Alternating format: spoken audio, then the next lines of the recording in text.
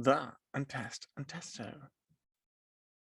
Hello and welcome to this very basic explanation of how to use layers in FireAlpaca and various other programs. Most programs do the basics of this quite similarly, and I'll try to take it fairly slow, perhaps even annoyingly slow, so that it is not too fast. So you start by opening a new image or creating a new image. The details here largely don't matter very much. Uh, I tend to leave them as they are unless I want to change the size or whatever. But there you have. I have a slight cough today, but that's all right. There you have a layer. And a fairly important panel we'll be looking at a lot is the layers here over on the right. So this is layer 1. I'm actually going to name it something else. I'm going to name it, double click on it so I can name it background.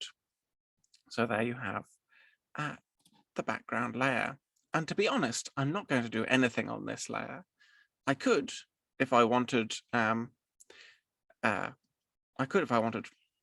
draw things. Why is it not drawing? Oh yeah, there it is. I could if I wanted to draw on it, but I'm just going to leave it alone for now. So the thing with layers is, if they're higher than this one, they are seen in front of it. There's a new page picture here. I hope it's recording where my mouse is. I suspect it is. A new page thing to click just here.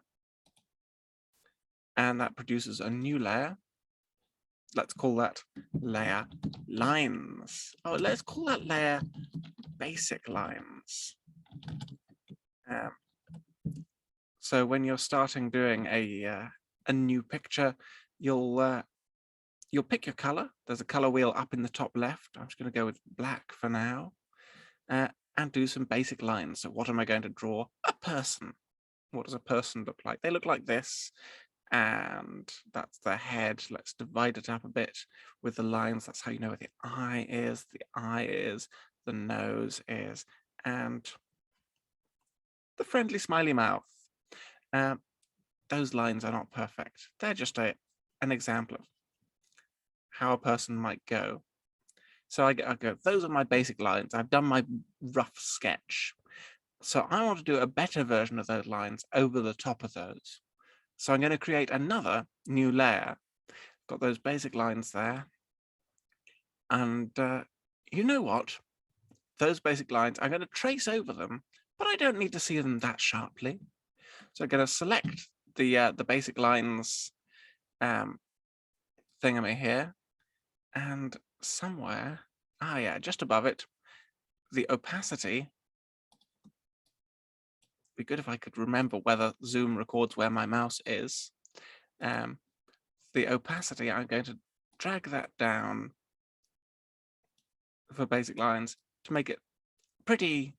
I can never remember opaque means transparent or opposite of transparent. Probably opposite of transparent. Turn that down so that is very pale. And if I still drew on it, I'm still on the basic lines thing. So if I continued to draw black lines on that, they would come out as weak as the rest of it, because I made that whole layer down to 34% opacity. Now, going on to the layer above that, because I want to draw on top of it, I can draw lines on top of it. I can, what a mess, what a horrid mess. You can turn that layer off on its own by clicking the circle next to it. Oh, can't see that anymore. Or you can turn off the basic lines layer by clicking on the circle to the left of that. Oh, that's gone as well. But yes, what you do on the top layer, which I will call good lines, which I think is not very accurate because I'm just going to sketch these in very briefly. I'm going to draw more, oh yeah, beautiful lines. There, that is what a person looks like. And the eye goes there, and the eye goes there. And the nose, whoops. And the gleam in the eye, and that's the person. I'm going to get the eraser and smooth that out. There's a better way to do this, I'm sure, but just, yes, I'm sure that's fine. I'm sure that's fine. I'm doing this very messily. A gleam in the eye. I know the pupil is not the gleam in the eye. I'm aware of this. So you've got your good lines, you've got your basic lines. Oh, and these were shoulders. So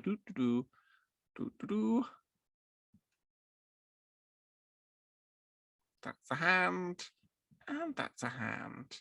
And that's what a human person looks like. I don't need the basic lines anymore. I can turn them off. I could delete them. There's a trash can image under the set of layers, so I could delete them utterly, but there's no need. I'll just turn them off. I might turn them on again if I want to check something.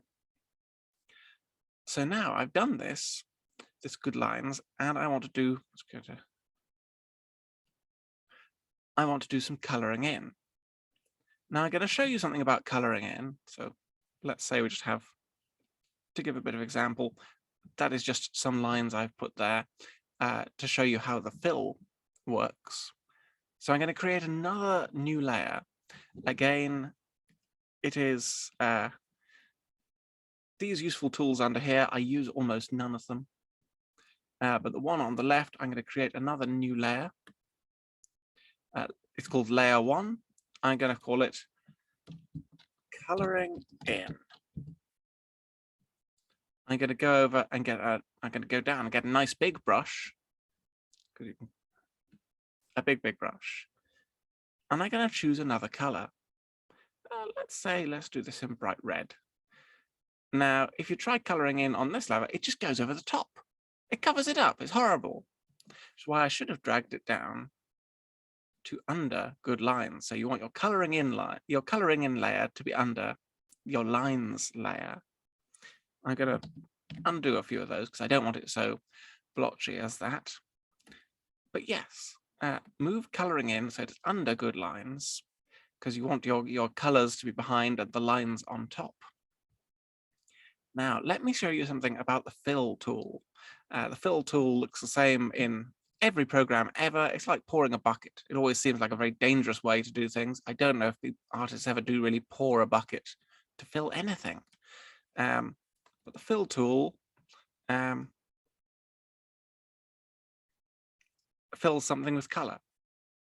So you got your good lines layer, and you want to make sure you're on the coloring in layer. Make sure you're on the right layer before doing anything. So I can click here and here, and it fills those in. If I change to another color, I can click here and here, it fills those in. But look, lo and behold, it hasn't filled it in properly. There's a nasty line where it hasn't quite gone. You see, there's the black line, and then there's the coloring in.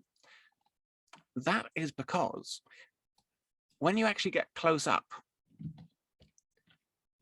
this isn't a perfect black line with a sharp edge. It's a slightly soft edge. It's sort of a little bit blurry. And there's a way to cope with that. There's a way to compensate for that so it doesn't leave that jagged whiteness there. And that is, there are fill details at the top. So you've got the fill tool to fill it with color. And somewhere, yeah, expand. Here it says expand. Now let's go expand 2 pixels. And so now once you've expanded, it will fill it in, plus it will fill in the 2 pixels around the area it's filling. So there, perfect. There's no white line showing where it goes because it actually goes under there very nicely. Going back to another color, there, fills it in very nicely.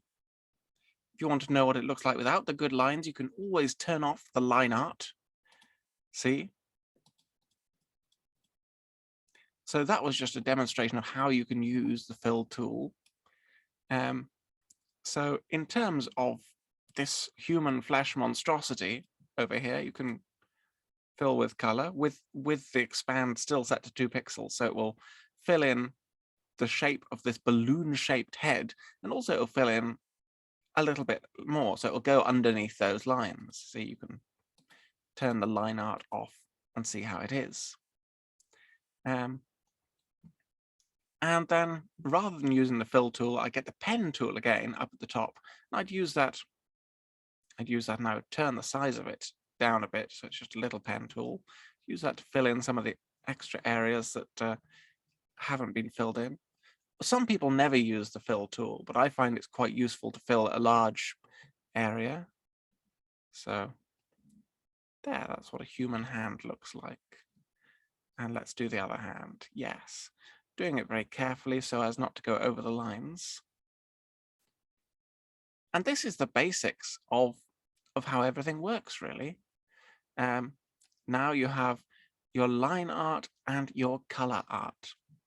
Oh, and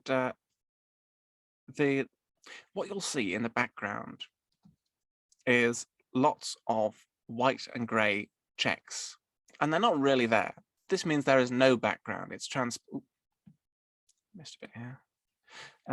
Lots of white and gray checks in the background, and that doesn't really mean there are white and gray checks. It means it is transparent. There is nothing there. So at some point, you might want to go down to your background layer. I said we would ignore this, but your background layer, right at the bottom, underneath all the other layers, pick another color, pick a nice big brush, turn your brush size up to very big, and do. And that fills in everything that is transparent. It doesn't cover the other things because they're on higher layers. And you'll notice here, we forgot to color in the eyes. So I could put those on the coloring in layer, or I could make an entirely separate layer called eyes, because it's all just about stacking layers, like stacking transparencies. I'm going to draw some, I'm going to make a small pen, and that's what my eye looks like close up. If you zoom in using some kind of scientist.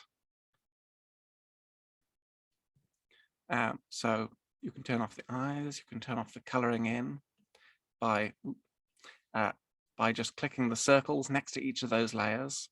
You can make the window bigger, and you can sort of drag around so you can see, drag down so you can see more of the layers there, but you've got several different layers. You can turn on different ones and see the differences. I really messed up that nose. I should have done that properly. But there's time to edit things later.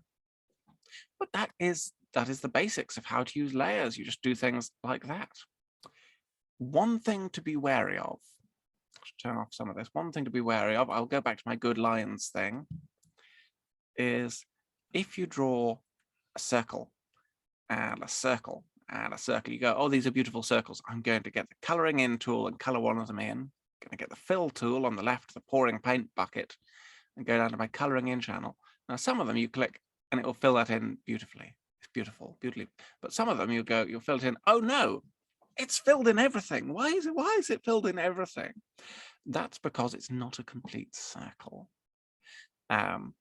It saw that little hole in the circle, and it escaped through it and filled everything all around. It went through that hole in the shoulder. It is like the fields in Carcassonne. It just spreads to wherever there's a limit. Whereas this little Venn diagram section here and this, they were perfectly well defined because they had lines all around them.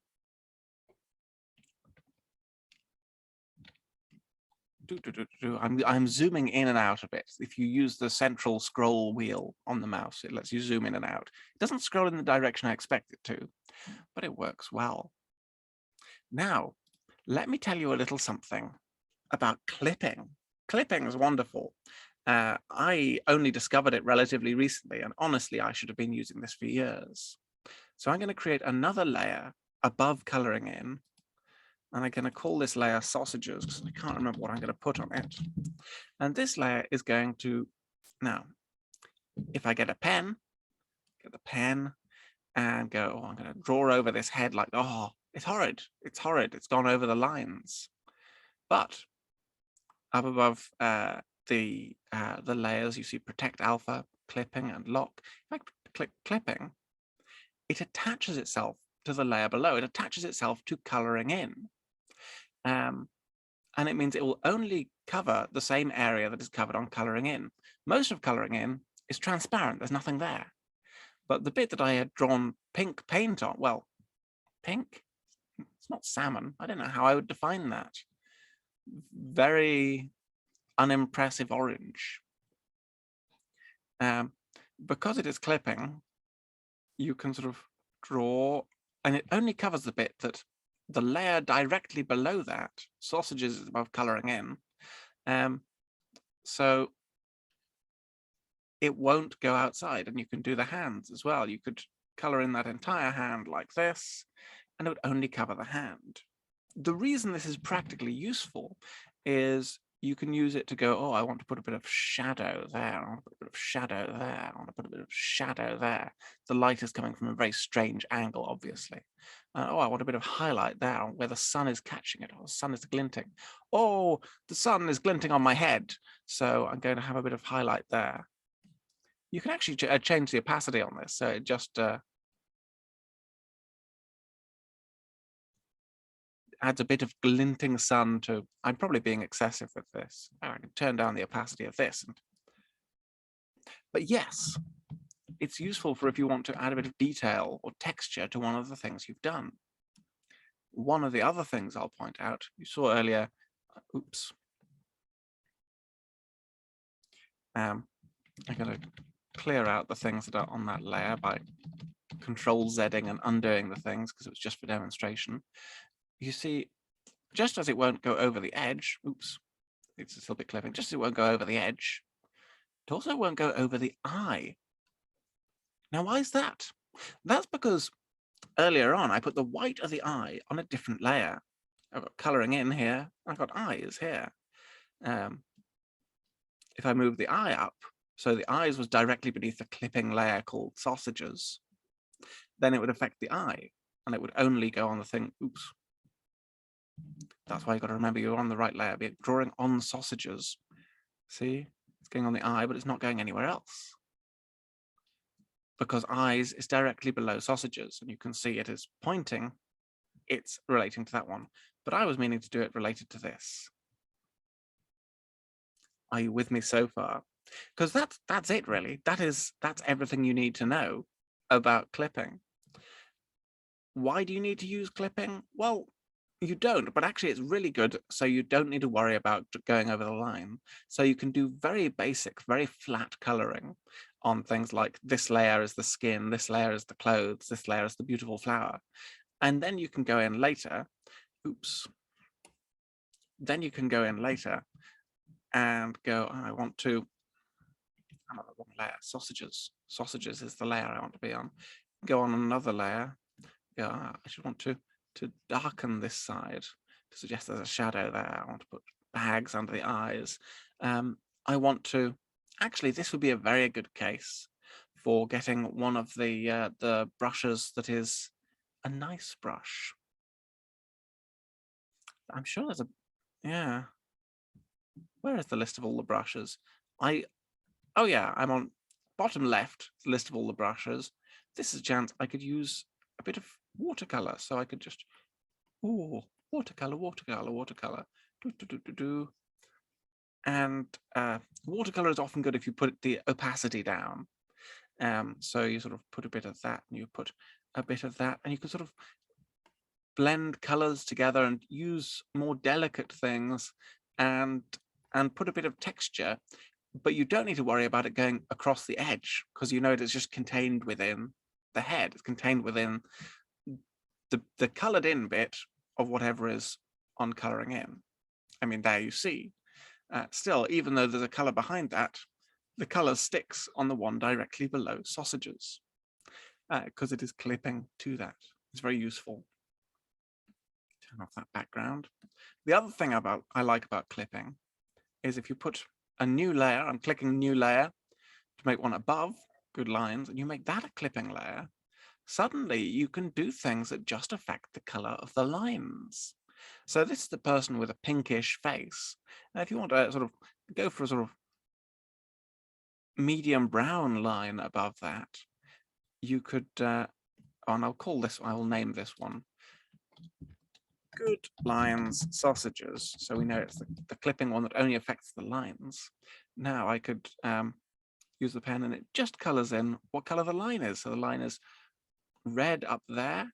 If I wanted the line to actually become the same color as what's behind it, I could go there. We'll go for one a bit similar to that.